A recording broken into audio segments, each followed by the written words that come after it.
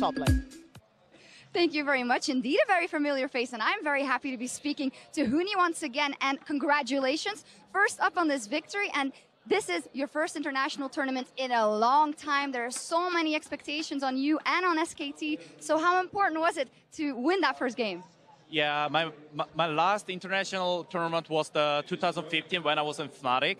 It was really long time ago, and for now, 2017 with SKT, this is my first time in international league tournament. So it was really very important that Huni is really good top laner. I had to prove for from the first game with SKT, but I showed really well. So thanks for a lot. You can be happy. That was a very good first game. Talk to me about Galio, because it was quite a slow start for you guys. How did you use Galio? What was the role of you on Galio to get back in the game? Of course, the Galio as a champion is is a quite slow starter compared to Renekton, because Renekton needs to just like smash the laning phase, but I didn't get smashed. From there, we could really easy to come back from late game, because as team balance, the Galio has CC, like tankness, and just insane like ulti roam. So that's why I choose Galio, and then the pick and ban was like really nice for SKT. It was, and you guys got off to the great start, or a win, huge expectations on your shoulders. But you say it's your first big international tournament again. So what can we expect of SKT Huni? What does SKT Huni want to prove, want to show the world at MSI 2017? For sure, SKT is the best team in the world in League of Legends history, and also Huni is the best top laner in the world for 2017 with SKT. That's what I want to prove that for 2017. And of course, MSI, we're gonna win. I'm ready to smash everyone, as you guys see in teaser. And even worse, looking towards, I just want to win everything. Fantastic. You've become even more confident than when I talked to you 2 years ago. Huni, final question before we go. Talk to me about being in the middle of that stage in the beginning, all the lights shining on you as the defending champion. Then for SKT, what was that like? It felt like it was just amazing, because we're just like, MSI is for just SKT. That's what I felt, because we're just in middle, and then they need to just try to beat SKT, but we're just the best. Just we're first place, and then they just need to make it down. But whatever. Wow, very strong words, and that's how we love hearing from you. Also, congratulations, and thank you for doing this. Congratulations, Huni, with very, very confident words to start everything off. So back over to you guys. Thank you, Shox. I'm sad to say that I don't get to see Huni's smiling face in the NALCS studios every week, but it's nice to see him here and performing at such a high level. He said it right there. They're the best. Everyone else has to try and beat them, and that really does kind of feel like the theme of the tournament coming in.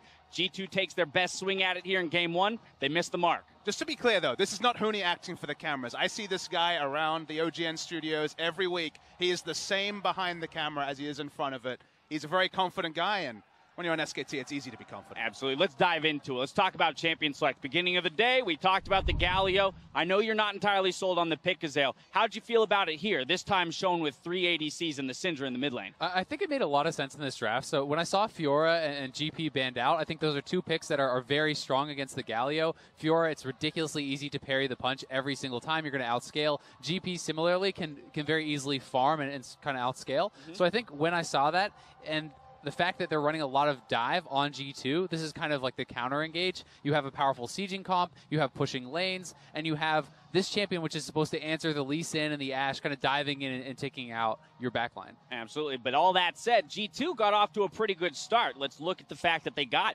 4 early kills picked up across the map in a way that shows they recognize their win conditions and where they can get kills. And here's the thing, like, there's so much pressure in all of these lanes. You take a look at the top lane, you can see that Galio's got Renekton shoved in. You look at the bot lane, it was Bang and Wolf that were playing playing for before they were punished by this arrow, this was pretty much the only play that they could make is to throw it. Now, this seems random, but I actually love this from PerkZ. He knows that they can only play off of the arrow, you know, punishing those summoner spells that they burned before. So he throws the ultimate at Faker to draw Peanut and to hold Faker in that lane, so they make sure that they get the 3v2 initially in the bottom lane. That sets this up later on. And it's poetry in motion on this turret dive. This is what we saw so often in the start of the season, was drawing in the tank from the top lane, making the turret dive. That part was great, but you come back to the draft, as you said, 380 carries, and Galio, who just chills next to the turret, throws out Q, wave clears very safely.